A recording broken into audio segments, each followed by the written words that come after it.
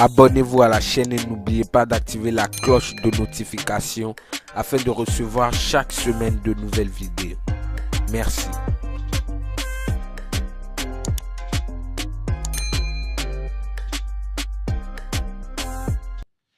Si vous ne priez pas en langue, il y a des choses qui devraient arriver dans votre vie qui n'arriveront jamais. Pourquoi il est important de prier en langue? Vous savez, la prière humaine faite avec un langage humain ne peut aller assez loin. Le langage humain est corrompu. C'est pour cela que nous ne pouvons pas être parfaitement connectés à Dieu, vous devez le savoir. Dieu nous a donné un langage pour communiquer à un plus grand niveau. Ce que vous ne pouvez pas dire avec des mots humains, vous pouvez le dire en langue. La Bible dit que le Saint-Esprit leur donnait de s'exprimer. Ce qui veut dire que vous ne choisissez pas les mots vous-même, c'est le Saint-Esprit qui choisit les meilleurs mots pour s'adresser à Dieu. Donc lorsque vous parlez en langue, vous priez la plus grande forme de prière, la plus sainte de toutes les prières. Prophète, évangéliste, pasteur, si vous voulez réussir dans le ministère, vous devez prier en langue. Vous devez prier en langue, pas pendant un court temps, donnez du temps à la prière. Donnez un temps spécial pour prier en langue. Donnez un temps spécial pour prier en langue.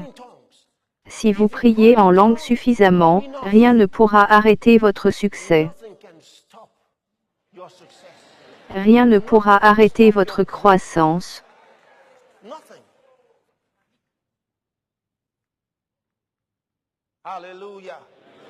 Cela est très important, prier en langue. Lorsque vous priez en langue, votre esprit s'ouvre, et vous voyez des visions. Je n'ai jamais eu de vision avant que je ne prie en langue. Lorsque j'ai commencé à prier en langue, j'ai commencé à avoir des visions. Qu'est-ce que la parole nous dit? Elle dit: dans les derniers jours, dit Dieu, je répandrai de mon esprit sur toute chair, vos fils et vos filles prophétiseront, vos jeunes gens auront des visions, vos vieillards auront des songes. Sans le Saint-Esprit, vous ne pouvez pas voir de vision.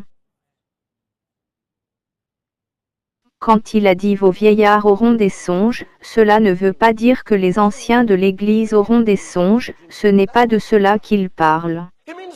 Il dit ceux qui sont dépassés auront des songes. Mais ceux qui sont jeunes dans la foi auront des visions.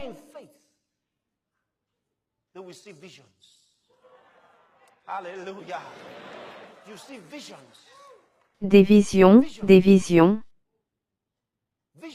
Comment je suis supposé savoir ce que je dois faire? C'est par des visions.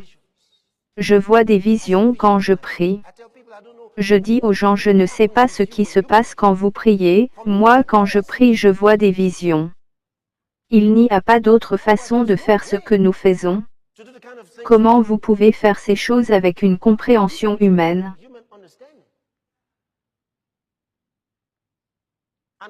Quand vous êtes dans un ministère comme celui-ci, vous serez confronté à des forces spirituelles. Vous le serez. Vous serez confronté à des forces spirituelles. Avant d'atteindre un grand niveau spirituel, vous devez être résolu à dire à vous-même, quoi qu'il arrive, j'y y arriverai.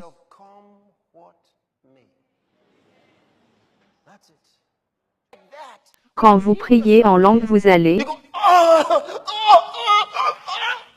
Des gens vous demanderont qu'est-ce qui ne va pas. Vous leur direz tout va bien, c'est la prière, quelque chose s'est passé.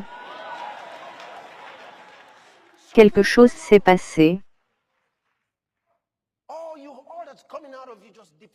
Vous allez sentir que des choses jaillissent de vous. Et parfois vous sentirez comment la personne pour laquelle vous priez va.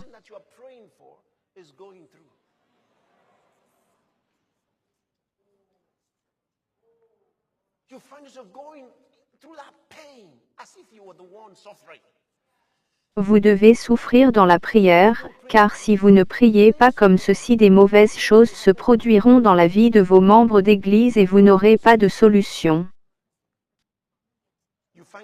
Vous verrez des enfants mourir, des jeunes gens mourir, des maladies.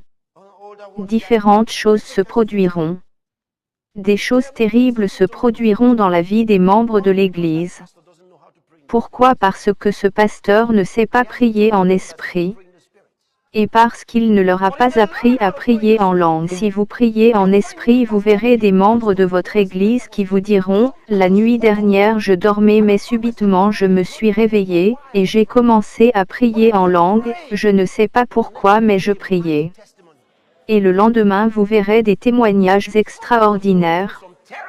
Des choses extraordinaires se produiront parce que le Saint-Esprit s'est chargé de réveiller les membres de l'Église afin de prier en esprit. Il y a une mise en réseau, il y a une connexion. C'est pour cela que dans certaines églises il y a toujours d'incroyables témoignages. Pourquoi dans certaines églises quand on demande y a-t-il des témoignages, tout le monde regarde autour. Vous pouvez attendre jusqu'à 5 minutes mais il n'y a aucune main levée pour donner un témoignage. Mais dans certaines églises des personnes se bousculent pour rendre témoignage. Quelque chose s'est passé, ils ont tous des témoignages. Quand une église prie en esprit, il y a toujours des témoignages. Mais une église qui ne prie pas en esprit, il n'y a aucun témoignage. Tout le monde est silencieux quand le pasteur demande quelqu'un veut-il témoigner des merveilles de Dieu. Il y a une personne qui viendra témoigner et il dira le Seigneur m'a béni parce que je me suis levé ce matin.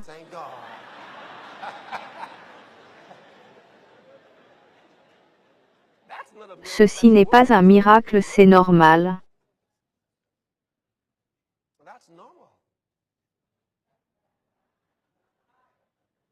Abonnez-vous à la chaîne et n'oubliez pas d'activer la cloche de notification afin de recevoir chaque semaine de nouvelles vidéos.